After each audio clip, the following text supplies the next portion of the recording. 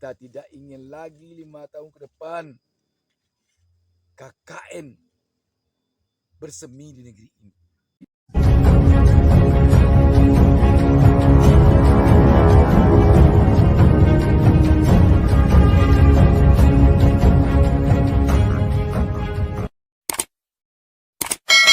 Assalamualaikum warahmatullahi wabarakatuh. Alhamdulillah wa syukurillah. Bersyukur kita kepada Allah Subhanahu wa taala pada kesempatan ini kita dapat berjumpa kembali.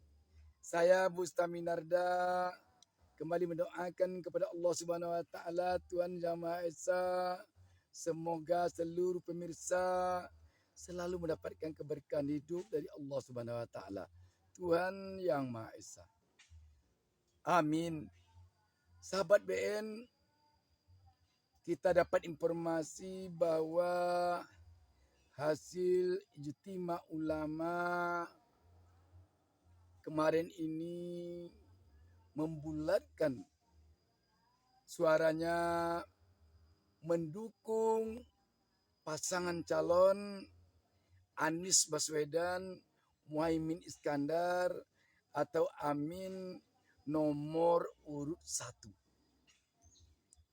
Sahabat BN, ini tentu saja menambah kekuatan yang sangat signifikan kepada paslon Amin. Sebab kita tahu kekuatan umat Islam yang berada pada tataran ijtima ulama kemarin itu tidak sedikit. Dan para ulama itu benar-benar tentunya telah melihat, telah menilai, telah mempertimbangkan dari berbagai sisi sebelum memutuskan untuk menjatuhkan dukungannya kepada pasangan calon Amin. Sahabat BN, kita melihat sekarang ini memang semakin hari suara rakyat yang mendukung Anies Baswedan semakin tidak terkalahkan lagi oleh hasil survei. Rakyat tampaknya memang semakin tidak mempedulikan hasil survei itu. Bagi rakyat survei ya survei sajalah terus. Yang penting bagi rakyat dia memilih tokoh yang layak dipercayanya untuk memimpin Indonesia 5 tahun ke depan.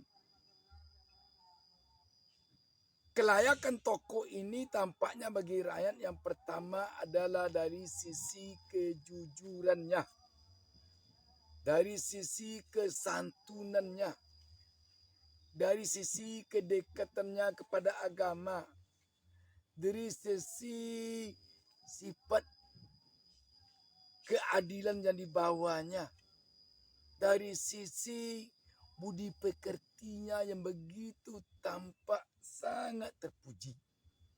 Sahabat BN, rakyat telah lelah kelihatannya di negeri ini oleh umbu-umbai, oleh casing pencitraan. Karena itu dia ingin pemimpin yang benar-benar satu kata dengan perbuatannya. Dan itu tampaknya berada pada pasangan calon presiden dan wakil presiden Anies Baswedan dan Muhaimin Iskandar. Kita tahu Anies Baswedan ini sangat taat beragama dan sangat toleran terhadap seluruh agama yang ada di negeri ini. Ini telah dibuktikan Anies ketika dia memimpin DKI Jakarta. Selama dia memimpin DKI Jakarta menjadi gubernur 5 tahun lalu, seluruh tokoh agama di Jakarta menilai Anies adalah seorang pemimpin yang menjunjung tinggi kesetaraan antar agama. Kesetaraan antar agama.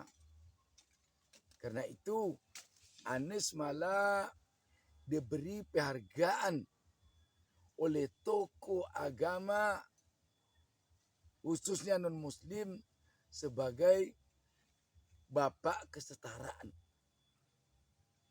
Dan umat muslim waktu itu malah merasa Anies itu memang adil di dalam mengayomi masyarakat ketika memimpin Jakarta, di dalam mengayomi umat beragama dan seluruh agama ketika memimpin Jakarta. Umat Islam di Jakarta atau tokoh-tokoh agama Islam di Jakarta tidak melihat Anies berat sebelah, berat ke non-muslim saja atau berat ke muslim saja, tidak, tetapi sama bagi Anies. Karena itu memang Anies sangat diharapkan oleh tokoh-tokoh agama, baik agama Islam, agama Kristen, Protestan, Hindu, Buddha, Konghucu dan lainnya mengharapkan Anies memimpin negara ini. Di bawah kepemimpinan Anies nanti diharapkan kesetaraan antar sesama umat beragama yang telah diciptakan Anies di Jakarta, tentu diharapkan akan bisa itu diciptakan pula oleh Anies nanti ketika dia memimpin Indonesia. Demikian pula tidak diragukan lagi jiwa nasionalismenya. Kenapa demikian? Kakek kandungnya seorang pahlawan nasional, Bapak A.R. Baswedan. Dan pembawaannya sehari-hari selama ini menunjukkan bahwa itu memang orang yang baik. Tutur katanya, pembawaannya, keramahannya, terlihat sekali. Bagaimana dengan Cak Imin? Tentu tidak perlu Cak Imin kita uraikan panjang lebar lagi. Dia seorang ketua umum PKB, Partai Kebangkitan Bangsa, yang lahir dari rahim Nahdlatul Ulama, dan Gus Imin atau Muhaimin Iskandar ini adalah cicit dari pendiri NU. Dan nasionalismenya mau diragukan macam apa lagi? Kita mendengar, kita menyaksikan selama ini sikap warga Nahdien terhadap NKRI. Dari mereka lah berdengungnya ke santero bumi persada ini, NKNI harga mati. Sahabat BN, sekali lagi kita melihat keputusan Ijtima Ulama mendukung pasangan calon nomor 1 ini tampaknya sudah sangat tepat sekali. Tentu saja semua ini demi perubahan Indonesia ke arah kepada yang lebih baik ke depan. Sebab Anies Caimin adalah diusung dan didukung oleh partai yang berada di dalam koalisi perubahan. Dan Anies Caimin adalah pembawa misi perubahan untuk kebaikan bangsa ini ke depan. Kita tidak ingin lagi 5 tahun ke depan KKN bersemi di negeri ini. Kita tidak ingin ada lagi korupsi. Karena itu, jika Anies Caimin nanti terpilih menjadi presiden dan memimpin negara ini 5 tahun ke depan, Anies Caimin tentu akan merevisi undang-undang KPK yang sekarang ini terkesan melemahkan fungsi KPK. Akan diperkuat kembali nanti. Diperkuat bukan saja dengan cara menambah tenaga di KPK, tetapi yang paling penting sekali memperkuatnya adalah dengan cara merevisi undang-undang KPK sehingga pada undang-undang KPK itu tidak ada terkesan pelemahan terhadap fungsi KPK di dalam memberantas korupsi. Selanjutnya, Anies Caimin nanti memberantas yang namanya kolusi. Apalagi nepotisme akan diberantas habis. Kita masih ingat tentunya yang terjadi di Mahkamah Konstitusi beberapa waktu lalu yang sampai saat ini masih tertanam di hati rakyat betapa nepotisme di Mahkamah Konstitusi selama ini demikian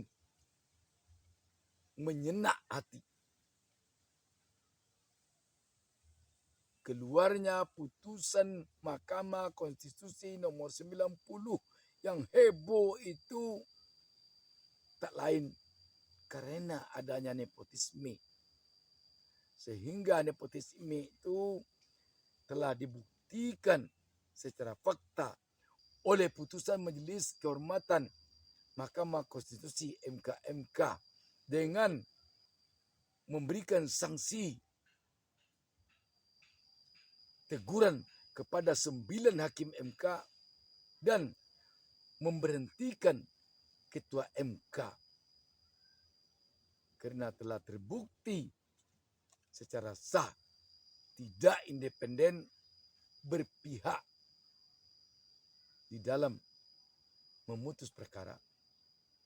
Kita tentu tidak ingin lagi itu ke depan menjadi keberlanjutan.